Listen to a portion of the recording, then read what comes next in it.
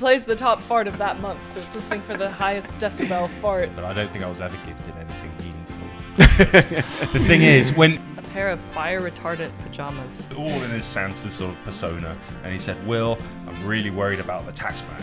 Very minor bit of work-life balance, just pointing a sofa away from where you Well, work. it's like, to you and you alone. Tell no one you've received this message. Sybil, tell me your strengths and weaknesses. Sybil, how many mice have you caught this year?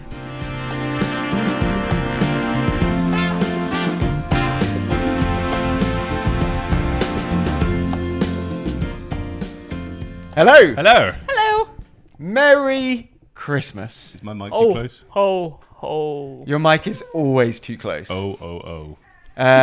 So, this is a Christmas episode. Last time we met around a table was, well, it wasn't really around a table, was Halloween. Indeed. Oh yeah, in the cellar. That was fun. So I think that we are going to just make it exclusively holiday-based. So we'll go Valentine's Day, Easter, what other ones can we have? May Day. We can get our little... It's the one where you guys Thanksgiving, burn someone. Burns Day. No, that's Scotland. Guy Fawkes Bonfire- Day. yeah, Bonfire yeah. Night. Yeah, Yeah, yeah. exactly. So we're here towards the end, well, very close to Christmas, and just a couple of things to mention before we start. If you hear crying on the podcast, that's my daughter. She's 4 months old, and she's just being rocked up and down over there on the side. I think we're all good. And I've also noticed, Will, that usually when we do a podcast, you've got a beer. Oh, I know. What is going And on? what is going on here? I've got a sheep mug. I'm like confusing myself. It's full of coffee. I've got a late night. He's changed a lot since Halloween. You've got a sheep mug, and that's not full of whiskey. It's full of coffee. Tell me why you've got a late night. I've got a late night because I'm doing the evening shift. I technically start work at 7 and I finish at 12, which is only really like a 5-hour shift, something like that. That's not so So bad. it's not so bad. We also have a very special guest joining us tonight, Welcome, Sybil. Sybil the Cat. Now, Sybil the Cat is not the best raconteur, but does get about a bit. We are filming in our flat, after all. We are filming in our flat, and what was it, maybe 2 years ago? Oh, yeah. We filmed the first, I would call it a pre-pilot episode, partly because we didn't know what we were doing from a kind of conversational perspective. We still don't. But also partly because the technology was absolutely budget. It was budget. And now we've got Tom. And then we met a Tom. We also had here we two are. dogs running around at the time, didn't we? Oh, yeah. 2 dogs running around at the time, probably a Sybil, who's now decided to lie down on the table.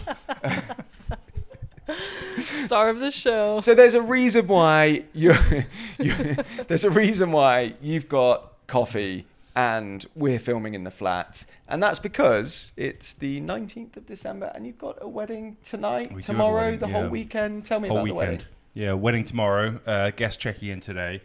So it's a whole weekend, and then we've got Christmas, and then we've got a wedding in New Year's, and then we've got the whole of January, February to sit on our asses. Yeah. Basically. So we've got, Amazing. 11 days left in the year? And Yeah. 2 3-day weddings over the course of that 11 days. How are you guys holding up? Because most people at this time of the year are getting hammered at a pub and singing silly Christmas songs. I mean, how do you know we're not getting hammered? We're getting hammered That's still not. We still can. We're getting hammered by emails. Different kind of hammered. Yeah, this is funny enough. We're heading into our quiet season where the events are kind of coming to an end. But Christmas and New Year's is peak engagement season. It's when everyone pops the question, which means January, Interesting. February ends up being the busiest admin months of the year for us. That's really interesting. I guess people kind of get their act together and start, even if they got engaged earlier on in the year, they're like, all right, can't Yeah. deal with this before Christmas. Get it done after Christmas. Well, I think they go to see their family for Christmas, and the whole family's like, when are you gonna finally get a move on planning your wedding? You've been engaged for 6 years. Yeah, there's a bit of family guilt tripping that helps move things on, I think. So you guys will be busy January, February, just from an admin perspective, or you're going to get Yes. some time off? Tours. Because- We'll do some tours. Do some The tours. problem is, tours in the house in January is like the worst time because it's so dark and bleak. rainy and bleak, and we've got to do our utmost best to try and make it comfortable. And you've obviously turned off the heating because the heating's Yeah, cold. turn the heating a bit lower. And then usually it was the time of year that we were doing major construction works to the house. So like more en-suites and dust and it's quite saws hard. and- It's quite hard in a house of this size. If I was to try and put my house on the market, maybe I would bake some bread to get a nice smell going. Maybe I'd put a candle somewhere in the house. But you're gonna need a lot of bread and a lot of candles. It's gonna start, it's gonna start costing. Yeah, we this year has been an absolute whirlwind, and we've had a lot of trial and error in sort of things that we've done as well. That's our we third can talk about a little bit, like food in the audience room. third season wrapping up. Do you Is it the third season? Yeah. Really? I thought it was our second. No, we did 2023, 2024, and that was the end. This is nearing the end of 2025. Good Lord. So when do we start making money? When the house stops taking money. Yeah, I should exactly. say that. So, do you know how many weddings you've done this year? 21. Something like that, yeah. And how many other events? Because you've done other things as well. I think this time last year you were hosting some accountants, which are always the life and soul of any party. And when they get together, those accountants, whoo! They kind of drink a lot, don't they? Well, they have to, don't they? They're accountants. No offense to all the accountants listening.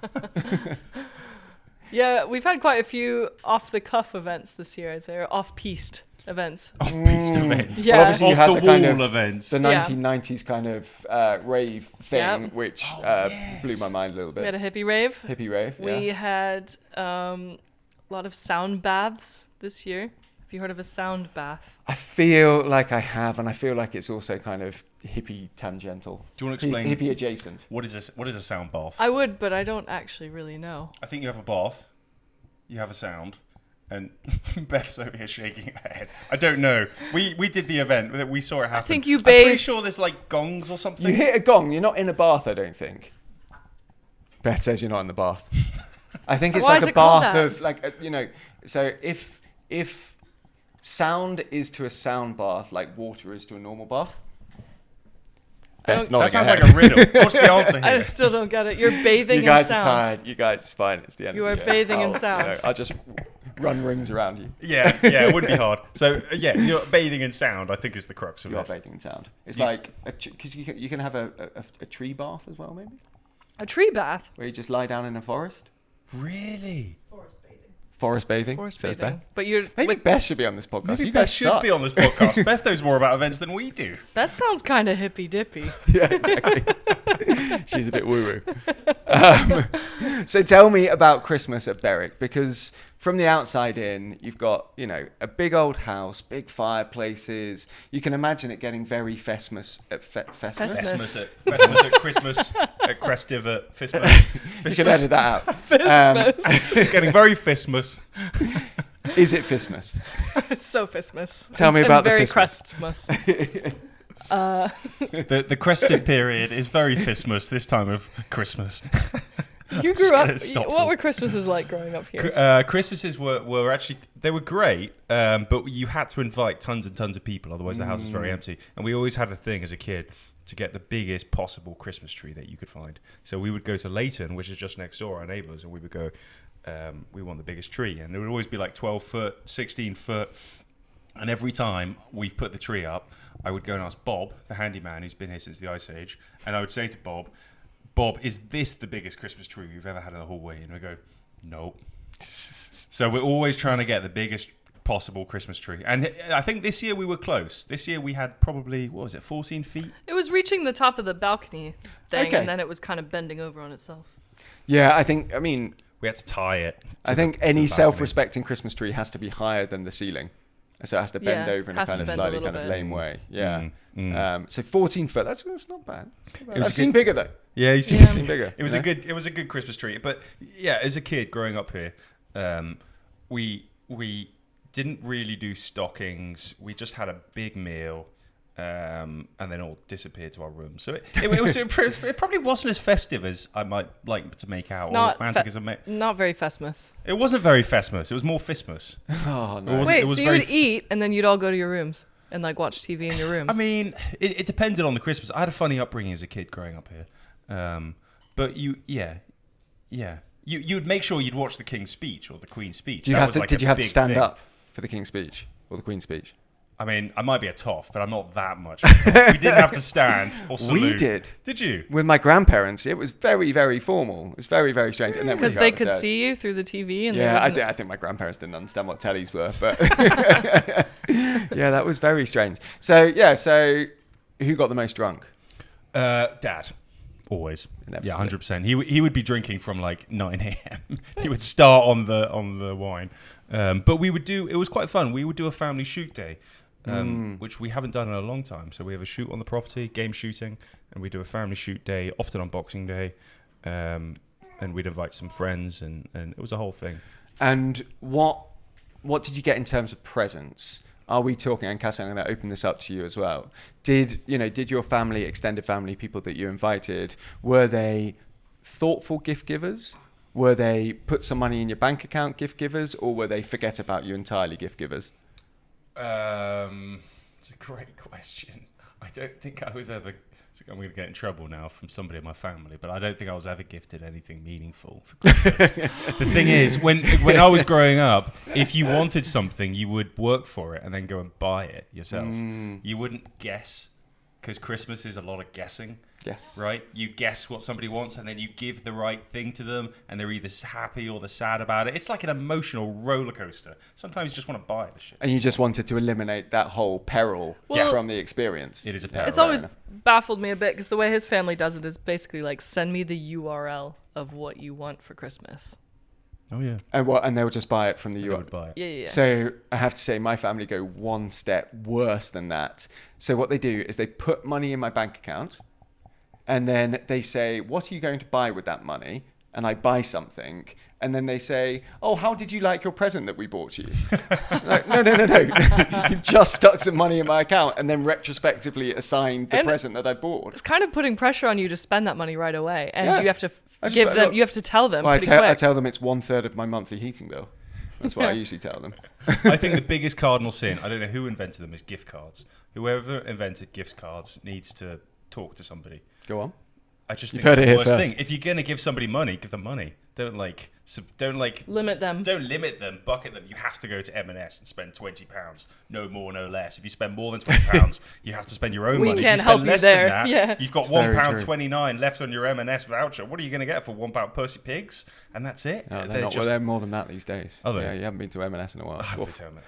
Yeah. What about you, Cassidy? Was Christmas a little bit less transactional than Yeah. yours? My Christmases were like, you would make a list and you put a lot of thought into it. And then your parents would go off piste because they would see something that they thought you would like more than that and get it for you. And it was often true. It was very, very thoughtful. Really? There was a lot of thought put into the gifts. Did they ever get you anything, any item of clothing that you wouldn't be seen dead in going to high school? For sure. They were pretty good, actually. The person who wasn't so good was my granny on my dad's side. She got me a pair of fire retardant pajamas.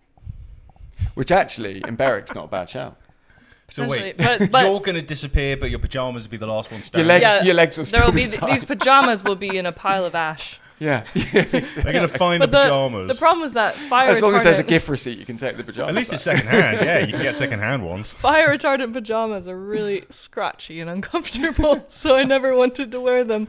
So everything would burn except these fire retardant pajamas in a drawer. But what kind of anxieties are being preyed on by creating fire retardant pajamas to the point where my granny felt like you need to have this. I needed those. And has it instilled a lifelong fear of, or respect for fire, maybe we should say? Maybe a lifelong fear of burning in my sleep. Yeah. It's like Hence not why even you haven't slept for about 15 years since you got the pajamas. It's not because they're scratchy. It's the fear. Exactly. Winding forward to the current day, has Berwick been festive this Christmas period? Yeah, it has been. Berwick's probably been the most festive it's been since I've ever seen it, literally this Christmas period, because we did a light trail. So we did something called a light trail. Tell me how I never went to the light trail, unfortunately, but tell me about it. It was fun. It was fun. We'd never done it before, so we didn't know what to expect. I'd never been to a light trail, so we didn't really know sounds really bad what we're doing, but you kind of figure it out and you get customer sentiment. You know what works, what doesn't. Everyone had a great time. We had 2,000 guests walk through the door. Oh, fantastic! Well done. 2,000 positive reviews. Congratulations! Yeah, Thank you very much. It was What do you think went down the best, and what was the kind of the best and the worst? maybe the misstep that you made, and how to rectify? The best and the worst, I think, was Santa. Best and the worst. Yeah, and the worst. Yeah, I would say. Go on. Our Santa was so good that we had parents, as they were leaving, they would say in front of their toddler, "That is a great, very convincing Santa. You need to have him for next year." They were so obsessed with how good Santa was. They would tell us in front of their kid that he was a good Santa. We'd have like 13-year-olds walk in. You can tell they're kind of on the cusp of like 13-year-olds probably too old. I was going to say, I don't know. Maybe where you're from, but you then believed in Santa until you were could 13. see they'd walk out with renewed belief. Yeah. He was just that good. We had Real people beard or crying. fake beard? We had Real? people crying Real beard. to meet Santa. Like they would meet Santa and just burst into We had tears. He's kids so coming convincing. back to meet him again and again. So what? But what then- makes a really good Santa? 'Cause I can understand what makes a bad Santa, which is an alcoholic uncle. True. Let me tell you, this guy. We got an email about 4 days into the light trail from somebody, and the person said, "Can you please send me a picture of your Santa and tell me if he has a real beard? I'm trying to convince my son that he is a real Santa." So we sent him a picture, and they turned up, and they had a great time. But I think it's the beard. I think the beard is the sort Is that the kind of? I think it was it's what his- gives them power. It's like Samson's hair, you know. Yeah. Yeah. He kind of embodied Santa energy. He had big Santa energy. I also like the fact that the way that you describe your Santa and the way that other people refer to your Santa, I think they just assume that because you live in a big posh house, every posh house just has a Santa. just living. And they here. just He's- and I mean, and he's they're- on and they're payroll. kept in the cellar 363 days a year, just rolled out with a With beard. And that's Bob. why they've got a big beard, because they can't shave. He was really good. He would make sure, even if the queue was getting quite long, he was being very patient and slow with each kid. Oh, that's very. And what kind of stuff? What does a Santa say to a kid? I don't even know. What is the chat? What actually kind of threw me off is that someone said your Santa's not allowed to touch people anymore in the UK. Can't sit on Santa's Health lap. and safety. Santas in the UK can't touch a kid at all. Correct. So- Unless they're DBS checked, and even then it's questionable. So were they like sat across from each other at a table or something? Very formal. Yep, they have a notebook. It's very formal. Glass of water. I'm getting an Christmas. image from Tom of the Santa. That is an extraordinarily good Santa. It's very good And Santa. are those fire retardant pajamas that he's wearing? I'll tell you, he was the best Santa, but also the worst, because when he left for like one afternoon, There was one night in this we- 2-week period we that he had a couldn't do. Yeah, we had a Primark Santa for that one night. Shout out to the Primark. The Santa. Primark Santa was a mate of a mate, and he somehow convinced everyone, all the kids, he was real Santa. He had a fake beard. He probably weighed like 90 pounds. I don't know. He was quite skinny. Oh, Very substitute skinny Santa. Santa. Yeah, what a shame. He was there for like, 6 hours? Yeah. People Yeah. were upset. It was, yeah. But this Santa, he'd done so well over this Christmas season. Maybe I shouldn't say this, but he'd done so well over the Christmas season that he was worried about how much he was earning, because he wasn't a sole trader. He just got paid as a Santa. So we were standing in the hallway one of these evenings after everyone was disappearing, and he was in his, ho ho ho, fireproof pajamas and His big all bag of happy. money walking out. Big bag of money, and he was all in his Santa sort of persona. And he said, "Will, I'm really worried about the tax man." I was like, I don't think I've ever heard Santa say that. This isn't Santa. So Anyway, was Santa getting some tips? Or was this? No, was we this- paid you Santa. paid Santa. We paid Santa And you, I direct. assume, as good business people, you paid Santa on a piece rate, which means like, per customer. I think we for paid him. hourly. £4 per child seen. It was hourly. He I was think. like £40 an hour. Maybe, I Santa. can't remember. God, I but should he get was, into the Santa game. Yeah, he you've was- got to paid work for on your this. beard. He was hourly, and we were trying to figure out how we can sort of make it work for him tax wise. And we talked about putting him on the payroll, so we might have Santa on the payroll next year. Setting up a business. I don't know. We didn't really get to the end of it, but I've never seen Santa so stressed about taxes. That, It yeah. just goes to show how scary the tax man is. Yeah, up in Lapland, there, it's all accountants again. And tell me about the light show. Did Santa kind of slightly steal the show from all of the lights? Yes. I'd say so. I think largely the lights were great. There was a lot of stage lighting.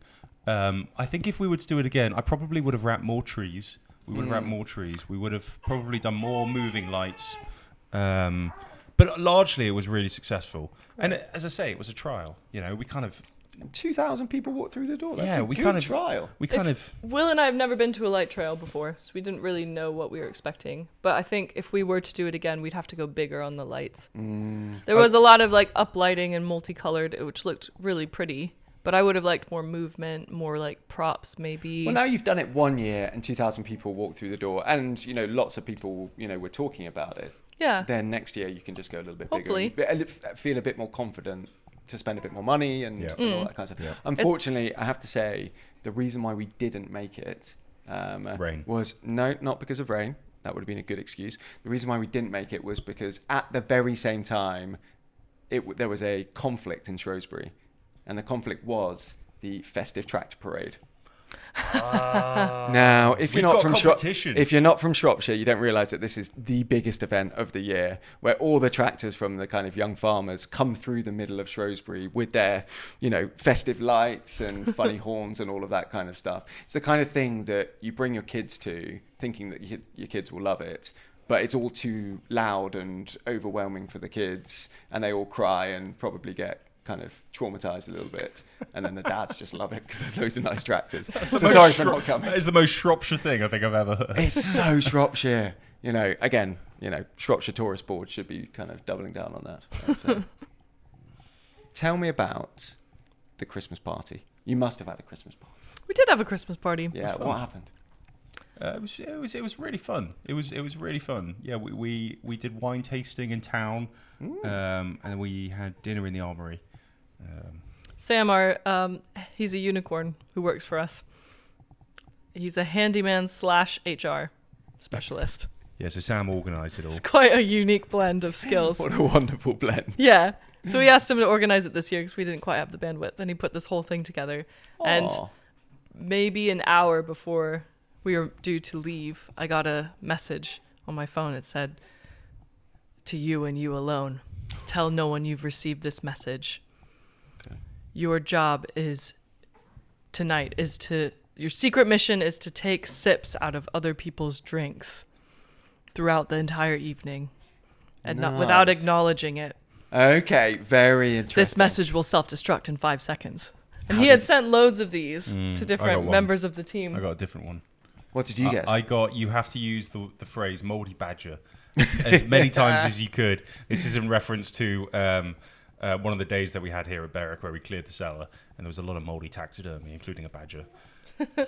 So we had to use that in as many sentences as I could in the evening. And is it the case that someone could call you out and say, look, you are, or is it just that's just the thing that you do? And yeah, there wasn't really a point. There wasn't just a point. You just had to sip other people's drinks. Yeah. Sip other people had other things, like Ellen, our wedding coordinator, her sister Bethan is a bartender, and her secret mission was to convince everyone that Bethan was actually just a family friend, not her sister. And she lied about Bethan being her sister to get her to the job, and she felt really guilty about it. So it was quite good. That is very, very good. Oh, good job from this unicorn Sam. Yeah. Did he do any handiwork whilst whilst out and about fixing things? Fix the table. Sam is our chief fixer, HR, maintenance. Everyone needs a Sam. He fixes everything. Everyone needs a Sam. Yeah. Shout out to Sam. He fixes emotional turmoil. He fixes relationships, and he fixes broken showers. Did anyone get a bit carried away? You don't have to mention names, but Christmas parties, people tend to have maybe one or two too many drinks. Luckily, our team is all at a very similar level of maturity, I'd say. Immaturity? Yep. Yeah. I don't think anyone got that carried away. No, it was quite fun when they do. There were maybe a few people that drank quite a lot, but they weren't like Larry drunk. They weren't getting sloppy. No, there weren't any sloppy drunks. There was a lot of fun drunks. Okay, that's good. Yeah. I think and this is a really good sign of a good culture and, good management, that people can get drunk and it doesn't descend into either kind of, pandemonium. Pandemonium or a kind of slagging match or gossiping and complaining or overly emotional or any of that. If people can just be happy, then I think you've probably done quite a good job.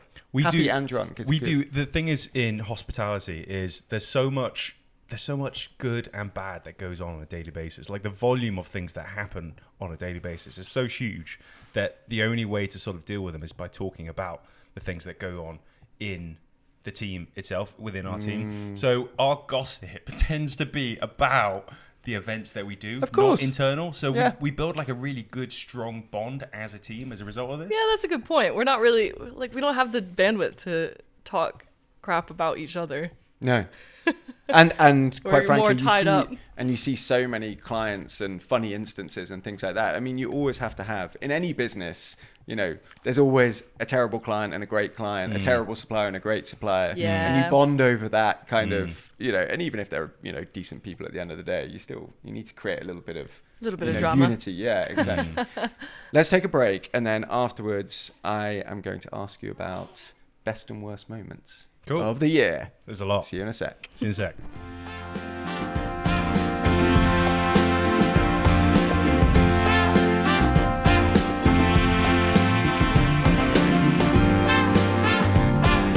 Welcome back. Hello. In the break, my daughter had a nappy changed, so, you know. Exciting that's times. efficient. Yeah. So she's happier. She's much happier. She's giggling away down there. The cat's been catting around. Your dog is not here. Our dog, no, we put her away. Yeah, it's probably just as well. Yeah. You know why we named her Sybil, though? No. Fawlty Towers. Oh, very good. Yeah. And you guys are such professionals now. No Fawlty Towers stuff goes on around here. Absolutely Never. nothing. Absolutely not. Speaking of which, this is the end of the year. Let's do some highlights and some lowlights from the year. So I'm going to start with, I've got lots of things to start with actually, but let's go with your best moment of the year. And don't think too hard about this, just something that immediately jumps to mind. And it could be funniest or most rewarding or whatever it might be. Mine's a nerdy one, so you go first. No, I want to hear the nerdy one. Give Cassidy time to cogitate. Yeah. That's a good word, cogitate. Yeah, no, thank you. Okay, how do I put it? So the past few winters and even last year, we did a lot of work to the house, and we were primarily focused on building the house up to make it more comfortable and commercial and hospitality facing. And this past 10, 11 months specifically, has been very much on sort of our service that we provide guests, less on the building itself. And it's been really fun to build the team and develop our service and what we offer guests and have like a really fine tooth comb of this works, this doesn't work, let's get rid of that, let's introduce this. And so we can carry that knowledge into the new year and try and streamline it even further.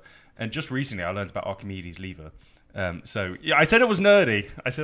So the past 11 months it's a lot of manpower, it's a lot of effort, it's a lot of people involved and a lot of sort of everyone involved. It's a whole thing. But if we can make it more streamlined over the next year or so, I think we'd be better off. Can you describe? I did say it was nerdy. What is Archimedes' lever? Can you describe it to Sybil? Because Sybil might not know what Archimedes' lever is. So. Basically, you got a lever, and it's much better than a million people doing one thing. That was a bad description. How would you describe Archimedes' lever? It's about leverage, isn't it? It is about leverage. Yeah. It's about 10 people doing one task is more time consuming and what's the phrase? You're much better off having one person with a big lever doing the task that it might take 10 people to do, because you can have 10 people with levers and you get 10 tasks done. Archimedes said, give me a lever and a place to stand and I can move the earth. And I think next year we'll be able to move the earth in the hospitality world, which is really exciting to me. That's a lovely little snippet. Yeah, I do think the last 3 years we've been kind of running around like chickens with our heads cut off a little bit. Like we get it done, but we might be doing the same work twice, or we just not that efficiently. Yeah. I don't know. I hope the clients don't tell a difference. Like they just see that it's done and it's done with a lot of enthusiasm. They probably don't see that we're running ourselves a bit ragged to do it. Yeah. So this next year we can focus more on doing it well and doing it smoothly, and maybe we'll be actually twiddling our thumbs a bit during a wedding. More efficiency. I told you it was nerdy. No, it is nerdy, but it's absolutely right. And I think, again, the golden rule of running a business is to be as lazy as possible in the best possible way, right? You don't want to be the one that's up until 2:00 every morning. You want to be the one that has put the systems in place and put the levers in place in order to feel confident that the business is going to grow, despite the fact that you're sat in your lazy boy, which is just behind us. Drinking a. Can we nice talk about cold my beer. lazy boy for a second? Well, We can talk. Well, weirdly enough, I thought that was going to be your best moment of the year, and you went off on some Archimedes. oh, crap. sorry. That's Talk probably about the Lazy second Boy. This best is very bit. high-low. All right, you've gone Archimedes. Now let's go Lazy Boy. I spent my entire month paycheck on this lazy boy, and it's so worth it. Bearing in mind, these guys do not get paid a lot. Yeah, it probably doesn't say much me saying Not a that. very expensive chair. It's got Bluetooth speakers. It's got a phone charging port right on the side for wireless charging. It's got a storage console. It reclines, the head reclines, and it's got cup holders that are modular. and he's intentionally faced it away from Berwick House. So we're in our flat now. Looking out the windows on this side of the room, you can see Berwick and the front drive of Berwick. So he's put his sofa facing that way. Yeah, the thinking is at the end of the day, I'll come up in the evening, I'll sit facing away Berwick, and I'll recline with my beer, and that'll be the end of the day for me. Yeah, Very nice. That's a bit of work-life That's balance. my psychology. That's a kind of very minor bit of work-life balance, just pointing a sofa away from where you work. Well, it's like when you work from home, but you shut your laptop Well, at it's the a end of little the bit day. like the kind of, getting the kind of chakra or whatever. What is it? Karma? What's the... I'm turning to my Feng wife shui. again. Feng shui of the room, Yes. right? Yeah. So wherever my place of work is, even if it's 200 miles away, I have to point my sofa away from it. Just Yeah. as a kind of theoretical thing. So I Yeah, understand it's kind of what like, you're doing. isn't it Mecca? Like when Muslims pray, we're they have getting out to of our- face the Tower of Mecca. So my sofa always faces Mecca. Is that what you're telling I kind me? of figured my Sorry. sofa is Mecca. It's kind of opposite that. I make the pilgrimage at the end of every night to my Mecca. Oh, wonderful. Cassidy, what's your moment of the year? Your best moment of the year? Maybe I'm a lot less involved than Will, which doesn't really, I don't think so. But I was actually going to say the best moment of my year is I missed a couple weddings this year. I missed a couple events this year. For Nice. various reasons. Maybe my family was in town, which is a rare occurrence, or maybe I was visiting a friend somewhere. So let me just get this Also- straight. Your best moments are when you didn't have to work. No, it's not that. is that not everyone's best moment? It's like we've been teaching a kid to walk, and finally I was able to let go. Yeah. That's what it feels like. And do you think about the kid when you're kind of Oh yeah. off? Yeah. Oh yeah. I'm messaging like every hour. How's it going? Is everything going well? Nothing says I trust you like a panicked message every hour Yeah. from your boss. You should sit in my Mecca chair and face away from Berwick, and then you'd be very zen. I actually track Will on my phone. We got each other on Find My Friends, and I can see when Will is in the flat versus in the main house. Yeah. That is really creepy. So I went to a friend's house for Thanksgiving this year because he's American as well. We were going to celebrate Thanksgiving, and Will was going to hold down the fort because we had an event on. But I could see that Will was in the flat the whole time. I was in my Mecca chair. So I was at So- Thanksgiving, like writing Being my zen. nails. That's fantastic because that's given me a really good idea for your Christmas present. So Be a stalker. be a stalker. No. So Cameras on Will. with our little one, we have a baby monitor, and the baby monitor is Wi-Fi connected, and the baby monitor you can download the app and you can speak to the baby through the baby monitor and through the little thing and say, go to sleep or whatever. So when you're like out and about and Will should be working, but he's on his mecha chair, you can just go, Will, get off your mecha chair and get back to work. It's perfect. Even better, we could set the camera up on the wedding itself, and we can both be at the pub. You could be, and we could there's radio two and be mecha like, chairs here. You guys can both be there. Fantastic. I no, like it was exciting to finally have it be operating without consistent presence. Yes. I'm maybe it's very American of me, but I feel very tied. My self-worth is tied to my work.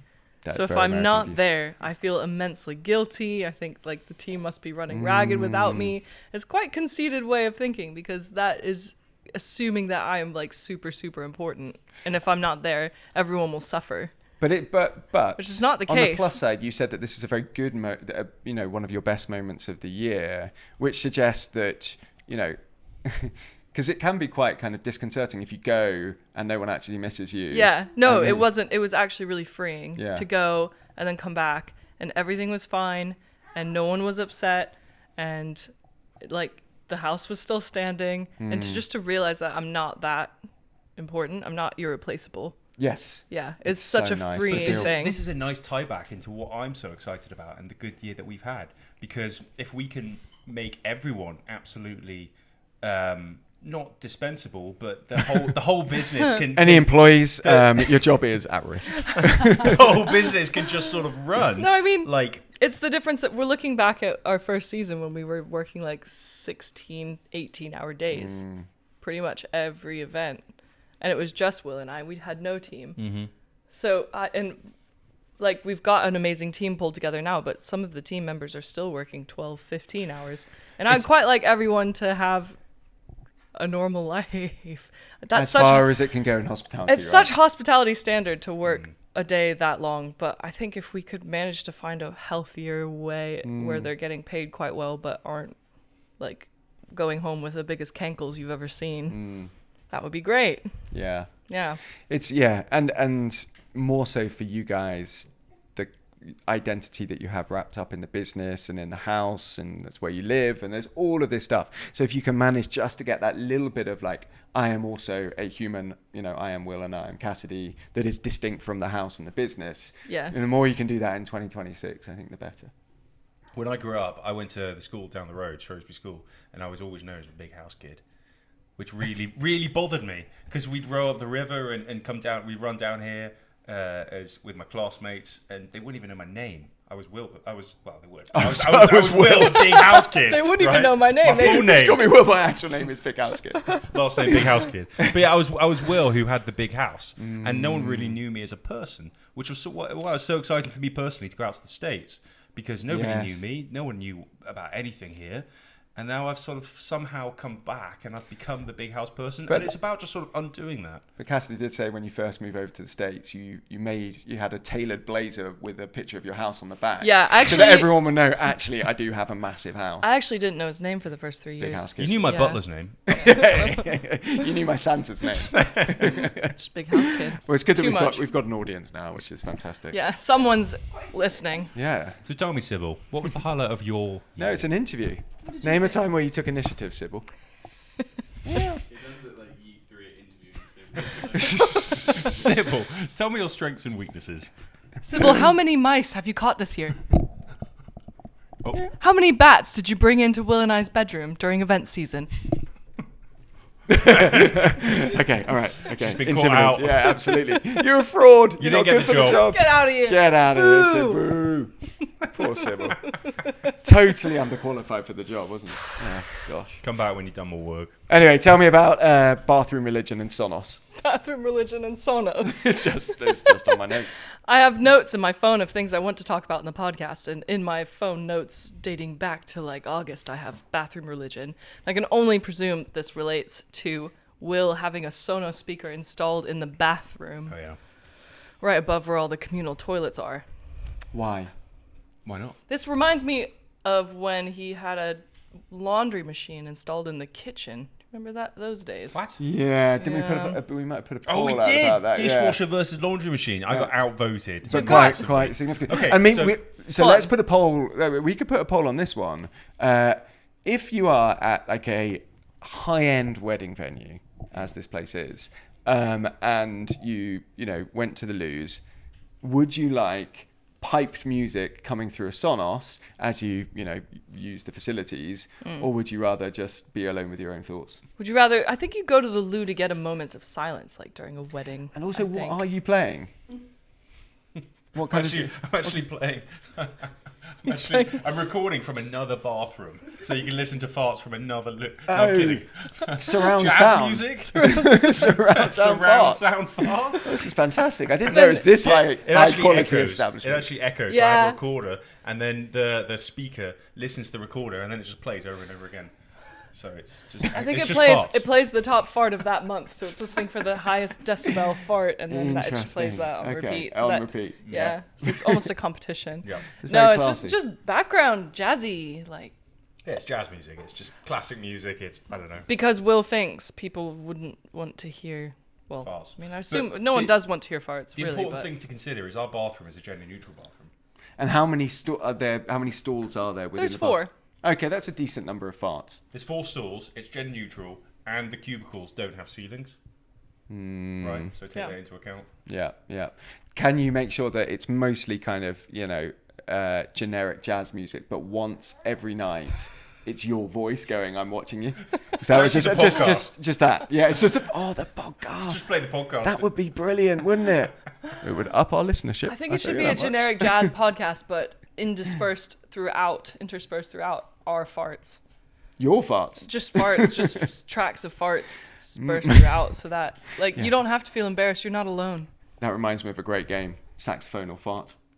Love that. Love Great watching game. videos Trumpet or of people. fart. Yeah. That's it. They're all good. If Yes. if anyone needs Christmas game inspiration. But the thing that's funny is we have 5 Sonos speakers, and so we've got it in the library, in the bar, at reception, in the main hall. That's 4. Mm-hmm. I would like to put a 5th, in the drawing room where people have their meal, or very in the nice. dining room where Yeah. people have breakfast, or in the billiard room where people hang out and chat late into the night. That 5th ended up tacked to the wall in the bathroom.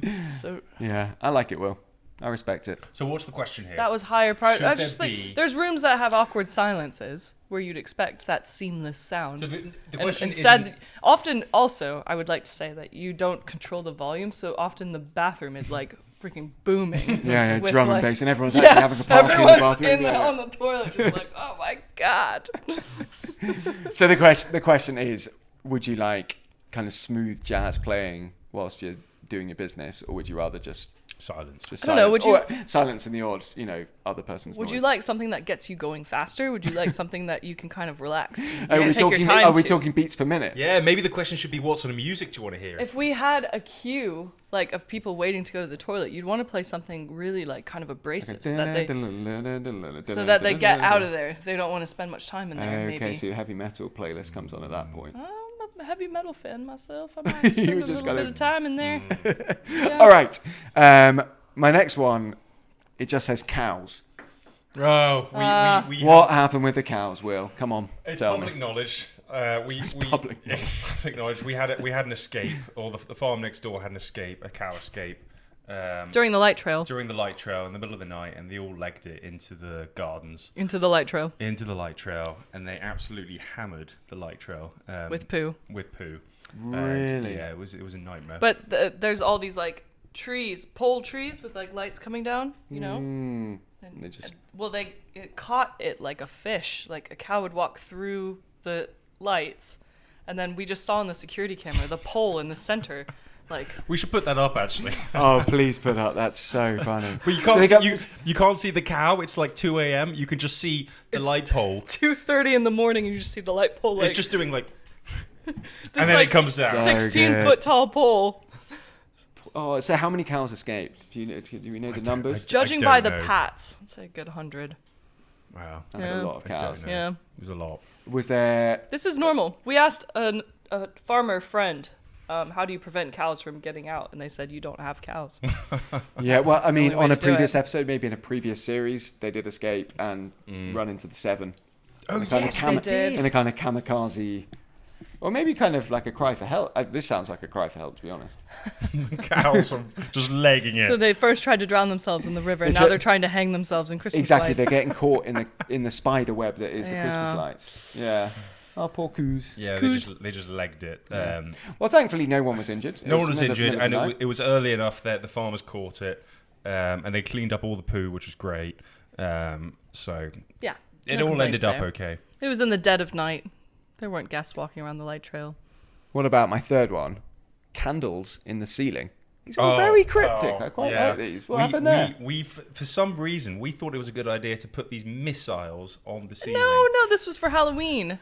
Part of the decoration, I wanted some Harry Potter floating candles, so we did some fishing line around these battery-powered Okay, candles, very and nice. then stuck them to the ceiling with a bit of command hooks, clear plastic command Every hooks. now and then, this battery-powered missile would just fall from the ceiling, land on your foot, and just go. Psh, and it's just we got to take these down. This is gonna hit you Yeah, somewhere. we put them up for Halloween, and then they were up for quite some time. And I guess I got the command hooks off Temu. I don't think they were Yeah. command brand; they were like Kamad. Yeah, Temu is unfortunately the series sponsor, so we can't be too mean to them. Temu makes very high quality materials. So every so often it would drop this candle with a two AA batteries in it, so it's That's quite a hefty heavy. little missile, isn't it? Projectile. Yeah. Off the ceiling onto. And was that the same day that the health and safety guy decided to do a random inspection, or was that different? I panicked actually. The light trail opened at like 3:30, and one of them fell. I realised there was a problem at like 3:15 or something like that. So I was grabbing one of the yellow ladders as people were walking through the door. I was going around the other side with the ladder and frantically taking all these missiles down. And then I managed to do it in time, and then the people walked in. But it was stressful. That was quite It stressful. was about 15 minutes it took me. Will and his mom are quite similar in that they'll get this like worst case scenario thought in their mind right at the last possible second, and then everything must be dropped. Catastrophists. Yeah, That's what this you happened are. with the light trail as well. Yeah. At the last, Well, the worst case scenario, 100 cows just go rampaging through. no, at the last possible second, like the day it was supposed to open, they were like, "We've got this ha-ha that surrounds the entire light trail with a 6-foot drop.